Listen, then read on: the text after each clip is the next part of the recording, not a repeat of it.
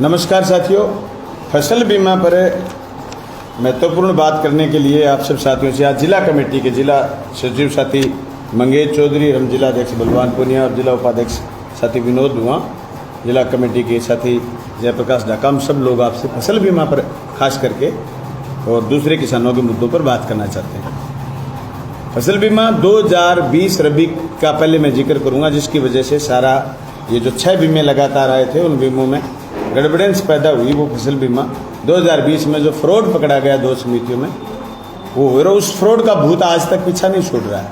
उसकी वजह ये कि जूझ उसमें डीपली करीब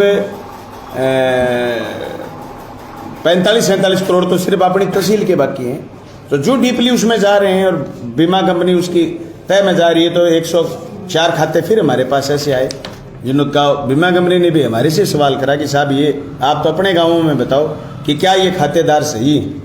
तो मैंने पता करा कि ये खातेदार सही नहीं है।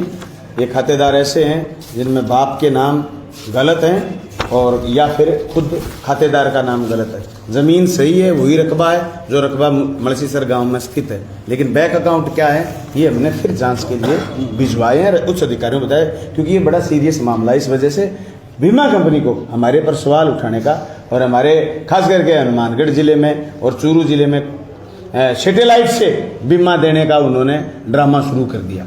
और इसका सबसे बड़ा नुकसान इस तहसील के किसान को हुआ है, जहां 1000 करोड़ रुपया बीमा क्लेम, और हनुमानगढ़ जिले को नुकसान हुआ है जिससे कि करीब 1500 करोड़ से ऊपर बीमा क्लेम अब तक हमारे जिले में पिछले 6 फसलों में आया था। इसलिए मैं आपसे कुछ खाते ऐसे साझा करना चाहता हूं जिन खातों में नाम गलत हैं। ये 2020 की बात मैं आपसे कर रहा हूं। खाता आया हमारे सामने एक जिसमें दूलीचंद सनोब मोहर सिंह लिखा है। गंगा जल जी के बेटे हैं ये दोनों, लेकिन इसमें सनोब लिखा है दूलीचंद। गंगाजल सनोब जीराम लिखा है, ये खाता गलत है। इस नाम का आदमी मलसीसर में है नहीं। इसके बाद में मीरा वाइफ ऑफ मोहर सिंह लिखा है, ऐसा कोई सिम्टम है नहीं। इसके बाद मोहर सिंह सनोब जीराम लिखा है। ऐसे फर्जी खाते हैं जिन खातों की वजह से बीमा कंपनी को सवाल उठाने का मौका मिला। लेकिन सवाल ये, कुछ लोग जो फ्रॉड करें और कुछ लोग फ्रॉड कर सकते हैं इस व्यवस्था में, तो इसका मतलब ये नहीं, मैंने बार बार विधानसभा में भी ये बात रखी है और अधिकारियों के सामने भी बात रखी है कि आप बाकी किसानों का बीमा रोक देंगे। ये पारदर्शिता बीमा कंपनी को बरतनी चाहिए। एसीडी ने जांच चल रही है, एसीडी ने 1-2 लोगों को गिरफ्तार करा, उसके बाद खाते ऐसे उलझे हुए हैं कि वो बाकी लोगों पर कार्रवाई नहीं कर पाए। उन्होंने एक बार फिर 61 किसानों को नोटिस दे दिए, जबकि ये सारे के सारे खाते 1, 2, 5 गैंग के बनाए हुए हैं। खुद किसान नहीं गए ऐसा फर्जीवाड़ा करने के लिए।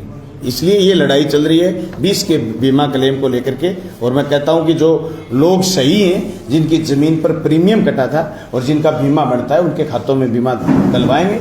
ये बात सही है कि बीमा कंपनी को सवाल उठाने का और पेंडेंसी रखने का बीमा कंपनी को मौका मिला, जिसका खामियाजा इस तहसील के कुछ किसानों को भुगतना पड़ा है। हालांकि बहुत बड़ा बीमा डिक्लेयर हुआ था 2020 रबी का, जो किसानों के खाते में आ चुका है। अभी हमारे यहाँ का बीमा सिर्फ 47-48 करोड़ रुपए बाकी है, जिसमें से फर्जी खाते भी।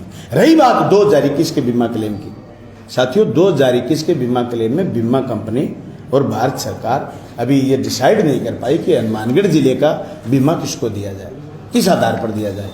और उनकी पूरी नीयत है कि वो बीमा देना चाहते हैं सैटेलाइट के आधार पर, क्योंकि जिस तरीके से हमने देखा चूरू जिले में सैटेलाइट में बीमा देने के बाद 150 रुपये, 200 रुपये, 2000 रुपये हेक्टेयर का आया है। इससे हमारी तहसील के लोगों के साथ न्याय नहीं होगा, हमारे जिले के लोगों के साथ न्याय नहीं होगा। अखिल भारतीय किसान सभा का मानना है, जो बीमे की लड़ाई हमने लगातार लड़ी है, हमारा मानना ये कि बीमा क्लेम क्रॉप कटिंग आधारित हो और क्रॉप कटिंग आधारित बीमा ही हम लेंगे। अभी बार राजस्थान सरकार के अभी 6 दिन की जब विधानसभा थी, मैंने बात रखी तो मंत्री महोदय ने, और हम सब लोग ही थे, मंत्री महोदय ने और कृषि आयुक्त महोदय ने भारत सरकार से बात करी। अभी 10 दिन पहले वो जाकर के भी आए।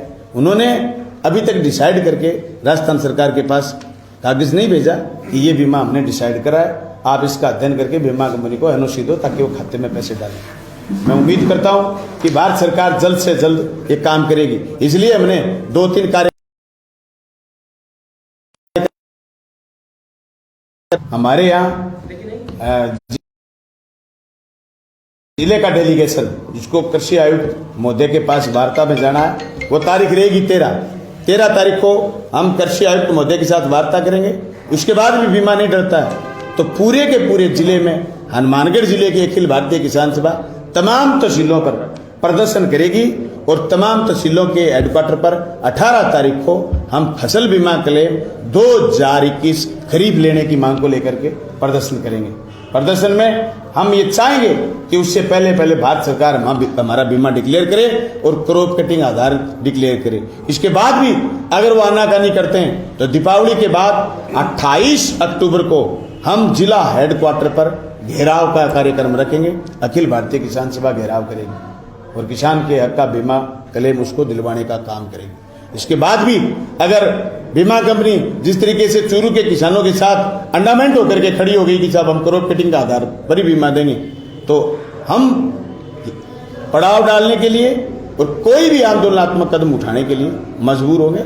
हम कार्रवाई करेंगे और आंदोलन को मजबूत करेंगे। हमारा मानना ये जो अभी हमारा राज्य सम्मेलन हुआ था विजयनगर में, इसमें हमने ये तय करा था किसान के मुद्दों पर सड़क से लेकर सदन तक जो संघर्ष हमने जारी रखे उन संघर्षों को और मजबूती के साथ लड़ा जाए। मैंने बार बार जब राजगढ़ में आंदोलन चल रहा था तो मैं रैया टुंडा के पास जो पॉइंट था उस पॉइंट पर आश्वासन करके गया था किसान साथियों को कि आपकी वार्ता करवाएंगे और क्रॉप कटिंग से बीमा मिले इसके लिए एहतियात के तौर पर कदम उठाएंगे और उसके बाद चूरू के किसानों की वार्ता भी करवाई।